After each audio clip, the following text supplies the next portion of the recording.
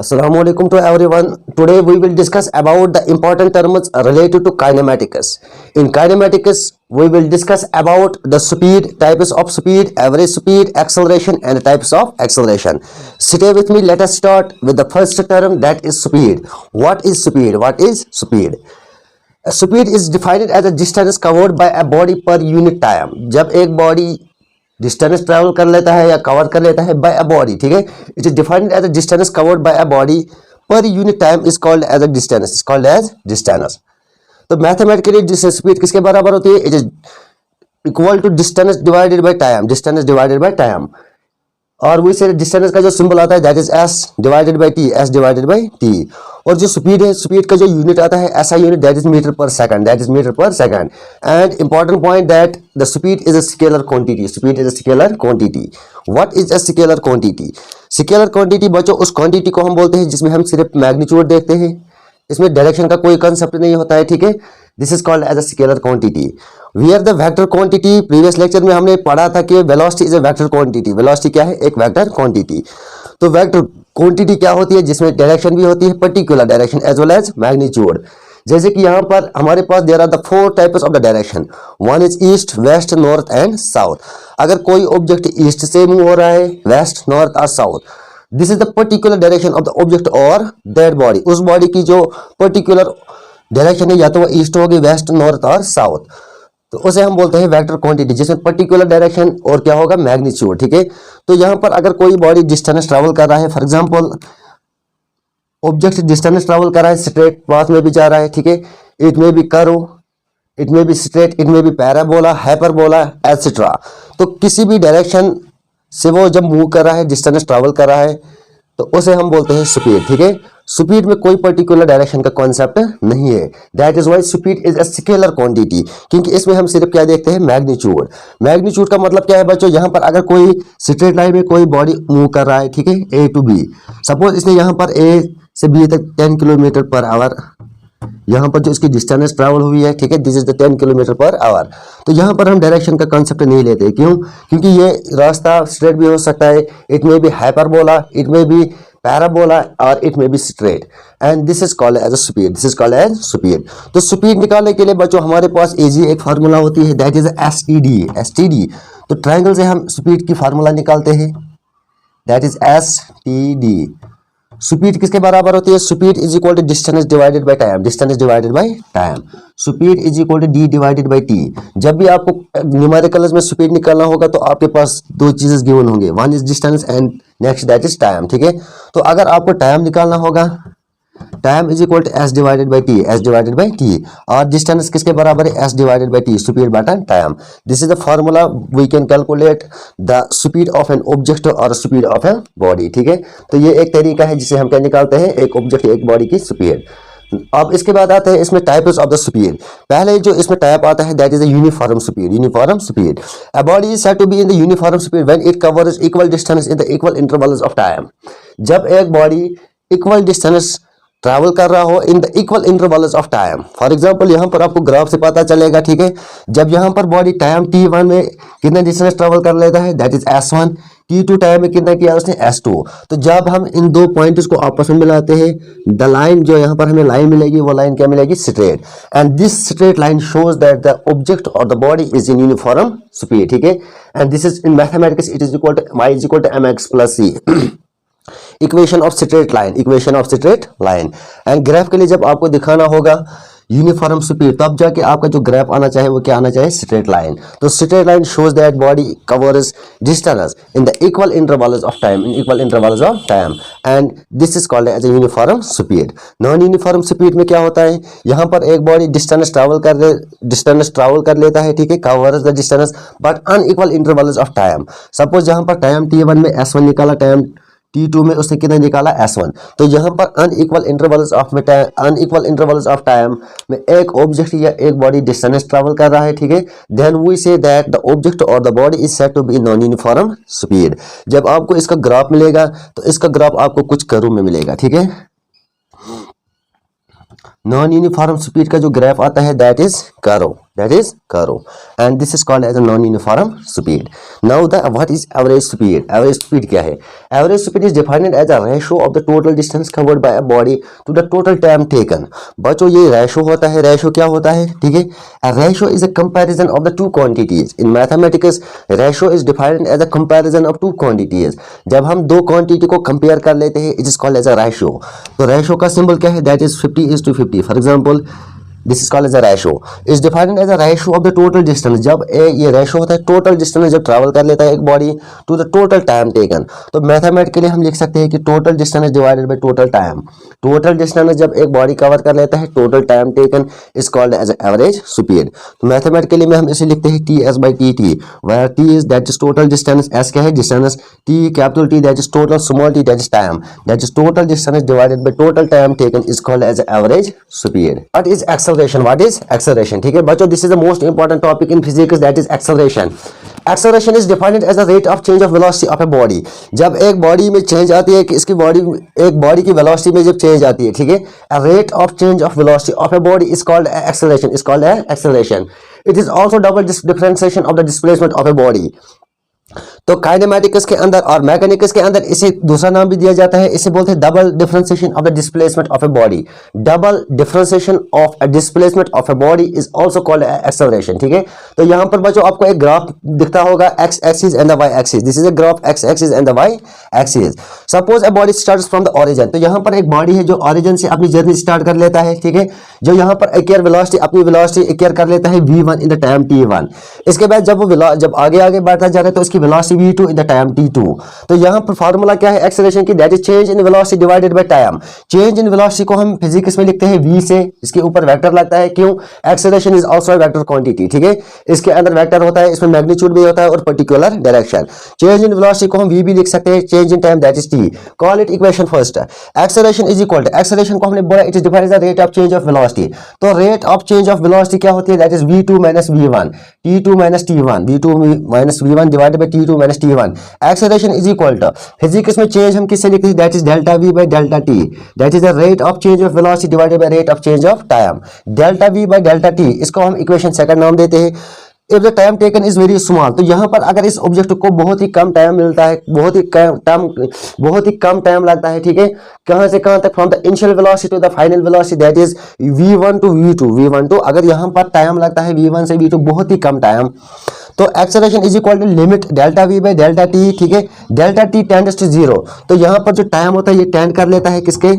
approximately is equal to 0. delta t tends to 0.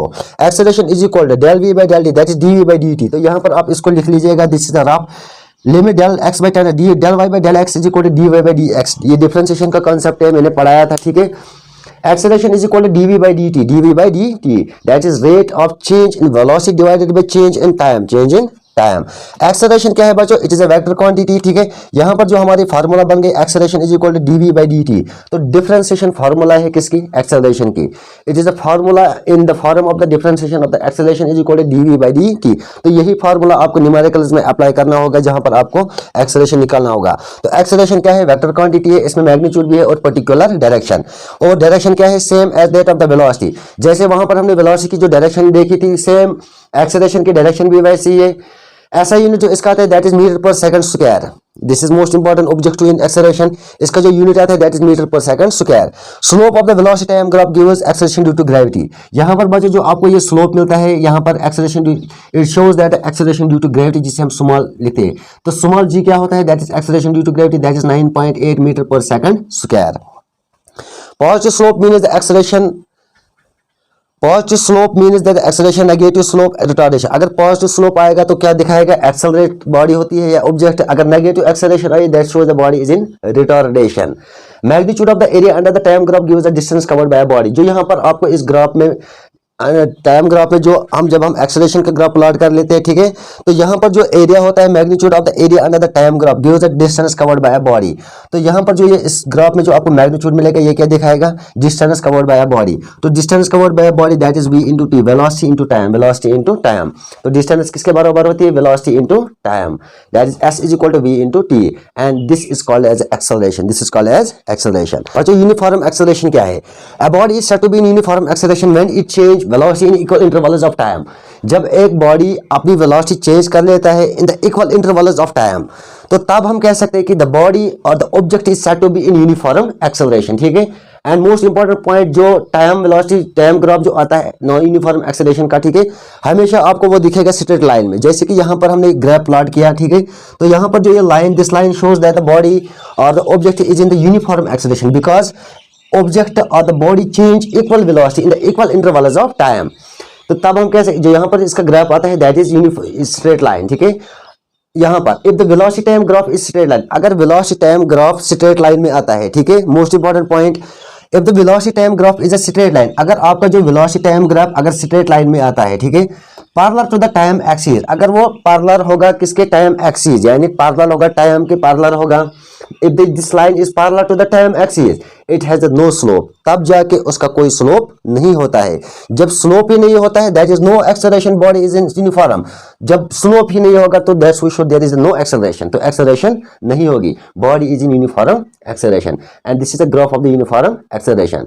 Now the non-uniform acceleration, a body is said to be in non-uniform acceleration when it change, or we say that when it changes equal velocity in unequal intervals of time, unequal intervals of time, or a body is said to have non-uniform if there occurs unequal change in the velocity in the equal intervals of time। या तो velocity change होगा equal velocity but unequal intervals of time, या तो unequal velocity change होगी in the equal intervals of time, thus we say that the body और the object is in non uniform acceleration, ठीक है।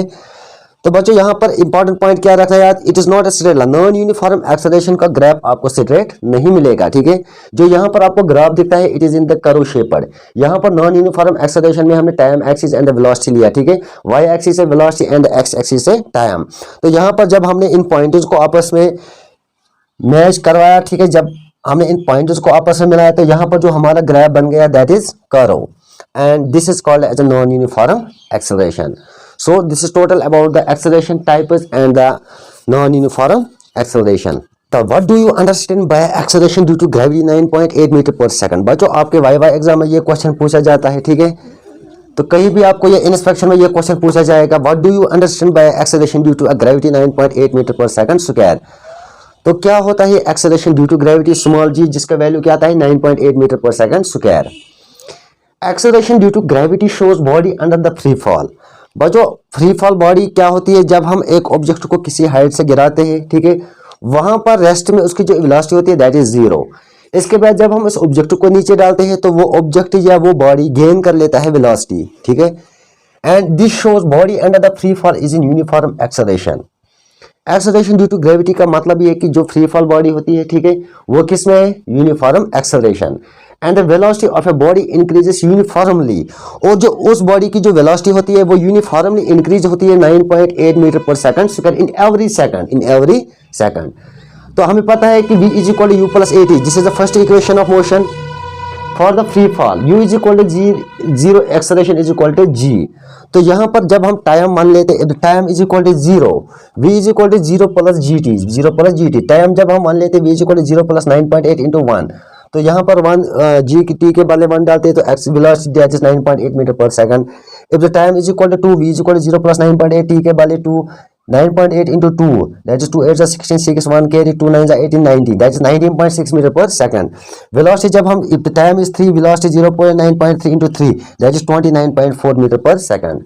तो this is totally include that acceleration due to gravity means shows a body under the free fall is in uniform acceleration and velocity of a body increases 9.8 meter per second in every second। This is a acceleration due to gravity। Now the question number 2, find the distance covered by a body under the following velocity time graph। तो इस graph से हमें क्या निकालना है, इस body की distance travel covered, ठीक है, इस यहाँ पर कितनी डिस्टेंस ट्रैवल होती है। तो हमारे पास क्या है s a1 a2 a3, this is a distance, 3 distances, call it equation first. Area जो पहले आता है a1 का दैट इज अ ट्रायंगल, ठीक है। तो ट्रायंगल जो राइट एंगल ट्रायंगल होता है वो किसके बराबर होता है, that is half of base into altitude। area of triangle that is 1/2 ba into h, base into height और base into altitude that is 1/2। यहाँ पर जो हमारी base है that is 2 minus 0, this is not a 0, 2 minus o that is origin, 2 minus o, 20 minus o that is half of 2 into 20, यहाँ से 2 cancel, 20 meter per second is the क्या निकली हमारी A1 दैट इज 20, ठीक है। Now the A2 जो यहाँ पर हमारे निकलते हैं, it looks like as a trapezium, it looks like as a, ये एरिया जो आपको दिखता है this is the trapezium. Trapezium की फार्मूला क्या है, half of sum of parallel sides into height, sum of parallel sides into height, ठीक है।